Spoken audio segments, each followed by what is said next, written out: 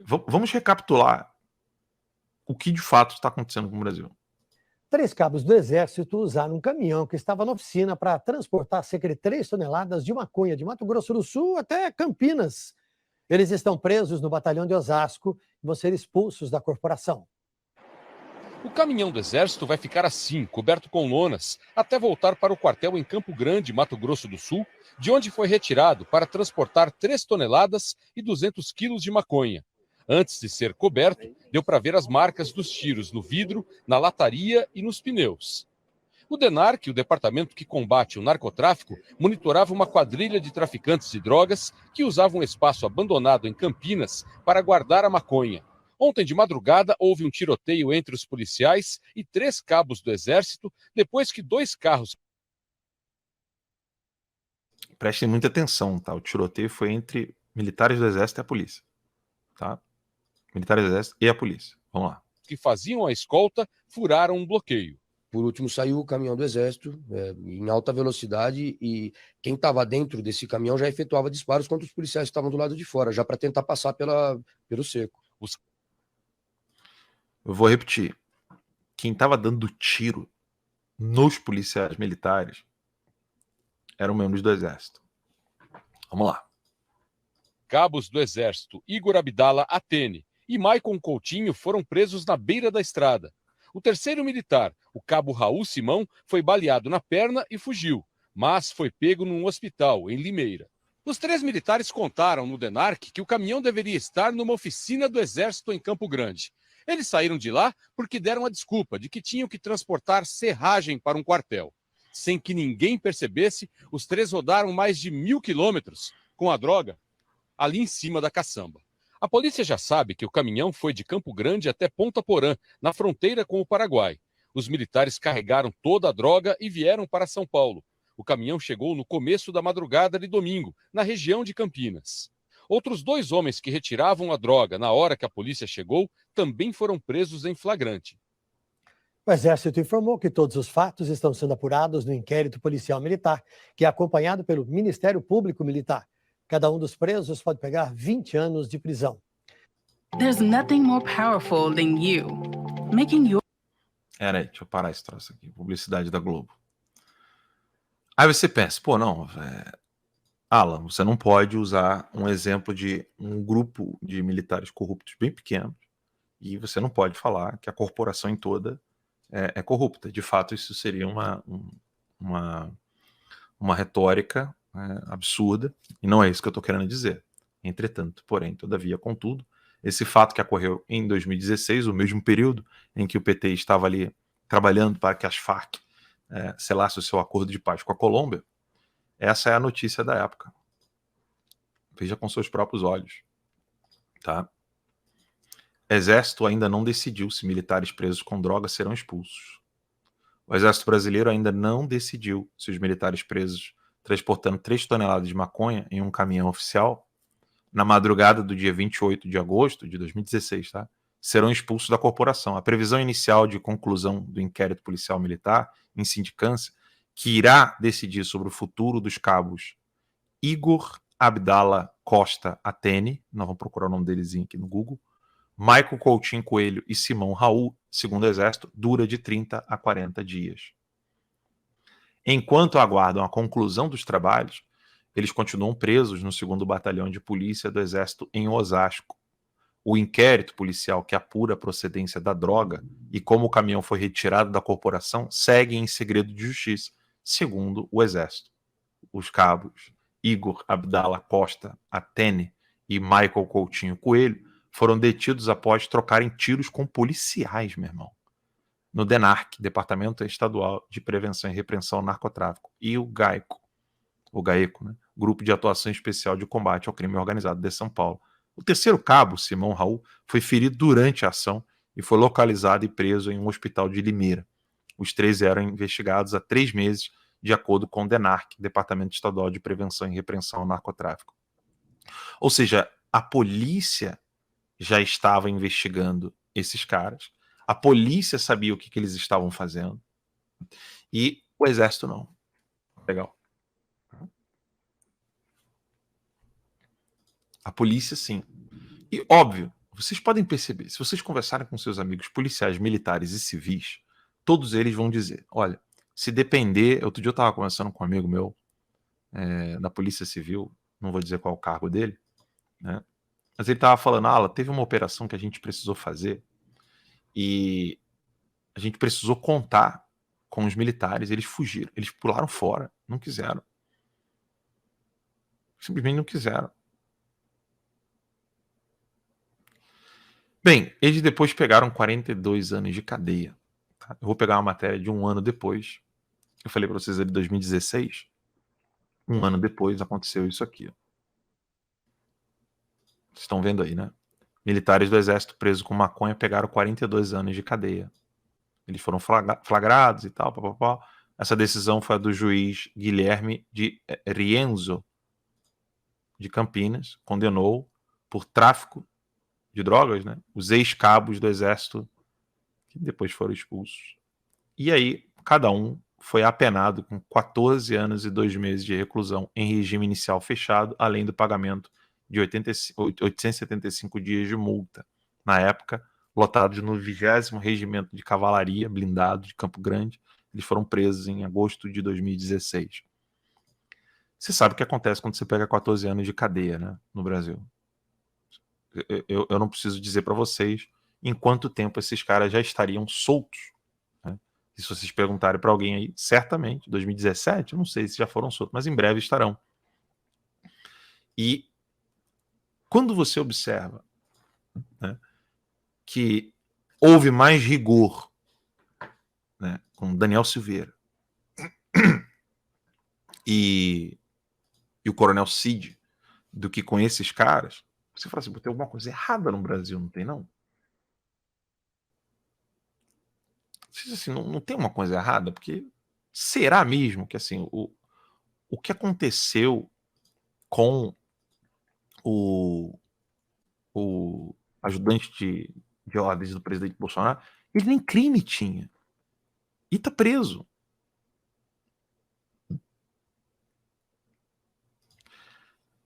Essa matéria aqui é de 2019. Vocês lembram desse caso desses militares aí que eu trouxe para vocês? Essa matéria aqui é de 2019. Olha só isso aqui. 7 de outubro. Julgamento de militares que transportaram 3 toneladas de maconha em caminhão do Exército é suspenso. Pedido de vista. Olha que legal. Em um pedido de vista, suspendeu o julgamento no Superior Tribunal Militar. Vocês lembram, né, daquele velho rabugento que é do STM, né? Vocês lembram dele falando, elogiando? Eu reconheço a inteligência do... Não é ele que falou da inteligência emocional do Lula, se eu não me engano? Mas ele elogiou, não foi? Do STM. Foi, né? Enfim, esse STM, Superior Tribunal Militar, recurso de 3 ex-militares acusados de furtarem um caminhão. Acusados de, né? Jornal de... Acusado de furtarem um caminhão do Exército para o posterior transporte de 3 toneladas de maconha. O resultado da votação até o momento foi o seguinte: 10 ministros presentes. Dos 10 ministros presentes, 6 votaram pela manutenção das condenações de primeira instância e 3 aguardam o retorno de vista. Em 3 de dezembro de 2018, o Conselho Permanente de Justiça para o Exército da Auditoria, da 9ª CJM, Primeira Instância de Justiça Militar de Campo Grande, por unanimidade de votos, condenou 5 ex-militares da Força a 6 anos, 1 mês e 24 dias de reclusão por peculato, furto, crime ex-previsto no artigo 303, parágrafo 2º do Código Penal Militar. O que estava sendo julgado na sessão de terça-feira era um recurso de apelação movido por 3 dos réus. Os 5 militares também respondem por tráfico internacional de drogas na justiça comum. O crime ocorreu em agosto de 2016, 3 anos antes, né? Quando os réus, todos militares do Exército, valendo-se das facilidades que lhe proporcionavam a qualidade de militares, subtraíram uma viatura de transporte especializada basculante, caçamba, marca Volkswagen, modelo Worker, avaliada em R$ 244.600, pertencente ao patrimônio do 20º Regimento de Cavalaria Blindado, sediado em Campo Grande. O objetivo da ação criminosa contra o quartel era transportar uma carga de 3 toneladas de maconha de Ponta Porã. Deixa eu só avisar para quem está me ligando aqui que eu estou fazendo ao vivo. Desculpa, gente. Estou ao vivo. Peraí. Estou ao vivo. Ao chegar em Ponta Porã, o caminhão foi conduzido até a chácara, oportunidade em que a viatura militar foi carregada por civis não identificados. Os acusados teriam recebido uma quantia de R$ 4.000 e R$ 5.000, que seriam para custear a viagem de transporte da carga até a cidade de Campinas. Após o caminhão ter sido carregado, por volta das 5 da manhã, no dia 27 de agosto de 2016, os acusados seguiram viagem em direção ao estado de São Paulo. Aí depois vocês já ouviram tudo o que aconteceu. No voto do relator, e aqui que é o mais interessante, no seu voto, o ministro relator do caso, Carlos Vuik de Aquino, manteve a íntegra da sentença condenatória para os 3 réus. Ele fez também uma retrospectiva dos fatos e descreveu a responsabilidade dos agentes. Segundo seu relatório, 2 dos denunciados, cerca de um mês antes da ocorrência dos fatos, teriam sido procurados por uma pessoa não identificada, conhecida apenas pelo apelido de Quebrada, que teria contratado os militares para realizar o transporte de uma carga da cidade de Campo Grande para Campinas. O ministro lembrou que os réus teriam iniciado o planejamento da empreitada delituosa com a escolha de uma data estratégica, que era o dia 26 de agosto, ou seja, dia em que seria realizado um desfile cívico-militar em homenagem ao aniversário da cidade de Campo Grande. Essa circunstância diminuiria o efetivo da unidade militar, prejudicando a vigilância do aquartelamento. A defesa dos réus sustentou, entre outras coisas, que a conduta dos militares estaria abarcada pela excludente do estrito cumprimento do dever legal decorrente da hierarquia e da disciplina, uma vez que restou demonstrado na instrução probatória que todos os envolvidos na referida conduta obedeciam a ordens de um militar de alto escalão.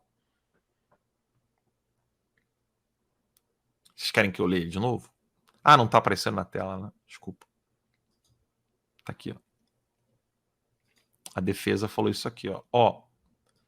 A defesa dos réus sustentou, entre outras coisas, vou ler de novo, que a conduta dos militares estaria abarcada pela excludente do estrito cumprimento do dever legal decorrente da hierarquia e da disciplina, uma vez que restou demonstrado na instrução probatória, ou seja, eles mostraram provas que todos os envolvidos na referida conduta estavam fazendo o quê? Obedeciam à ordem de um militar de alto escalão.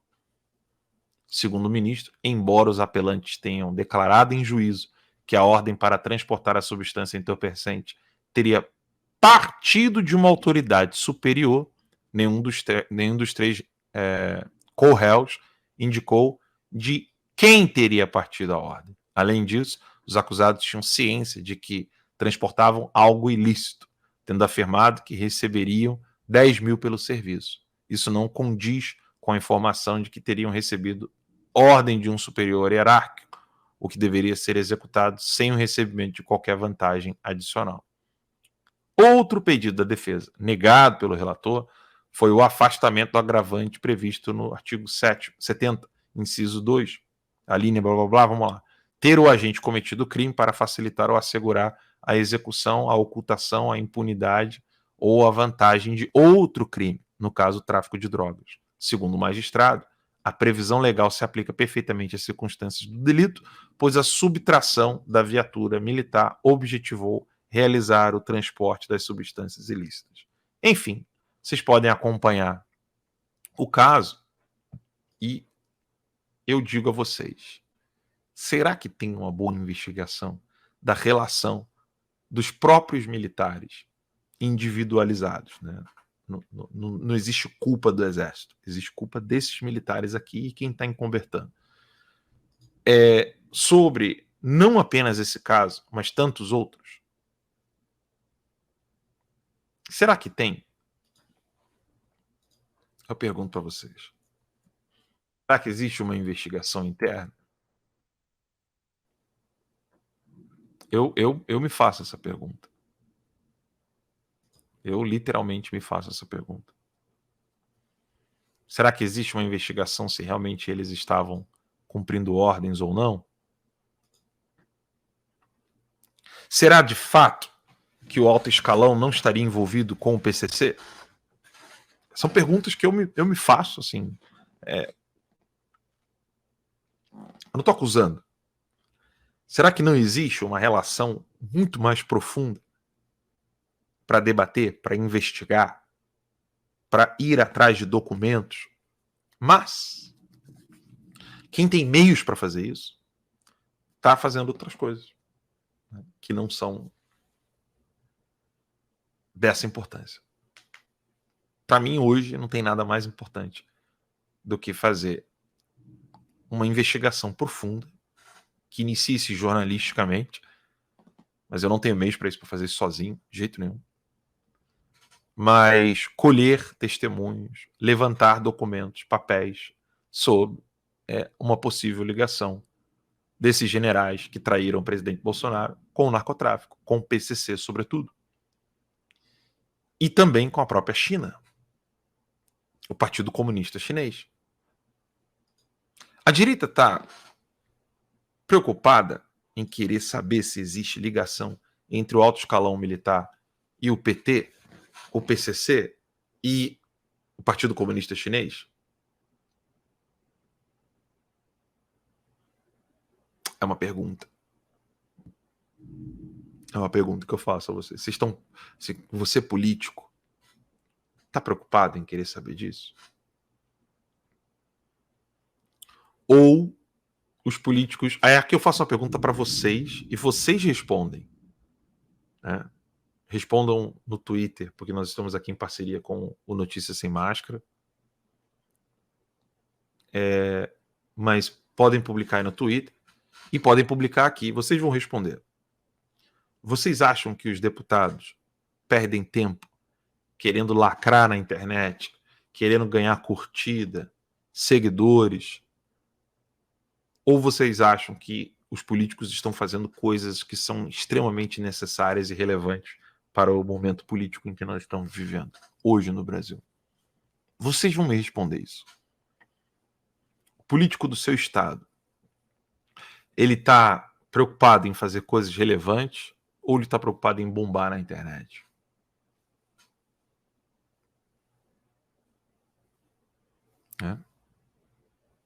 Alguém perguntou aqui, o cartel dos soles, a brasileira? Porque foi assim que o Maduro conseguiu dominar as Forças Armadas no Brasil, na Venezuela. Ele transformou as Forças Armadas num braço armado do narcotráfico. E é exatamente isso o que fez a Venezuela nunca mais conseguir se recuperar.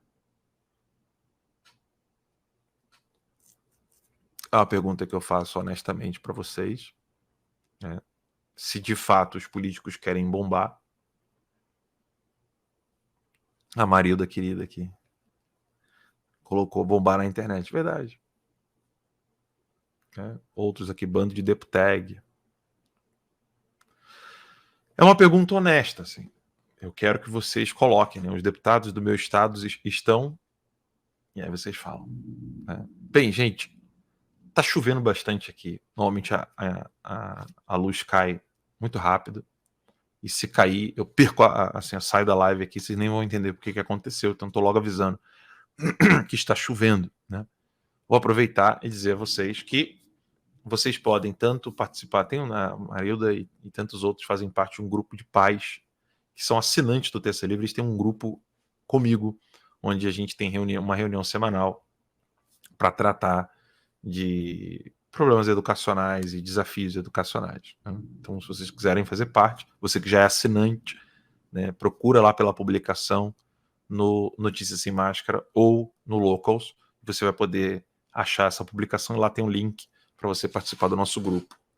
A quem ainda não é assinante, você pode assinar tanto noticiasemmáscara.com ou a nossa comunidade do Locals. O diferencial é que na comunidade do Locals nós temos uma live toda segunda-feira exclusiva, e também tem outros conteúdos que são só do Locals. E lá no Notícias Sem Máscara são artigos que eu publico no Locals. É a minha parceria com Notícias Sem Máscara.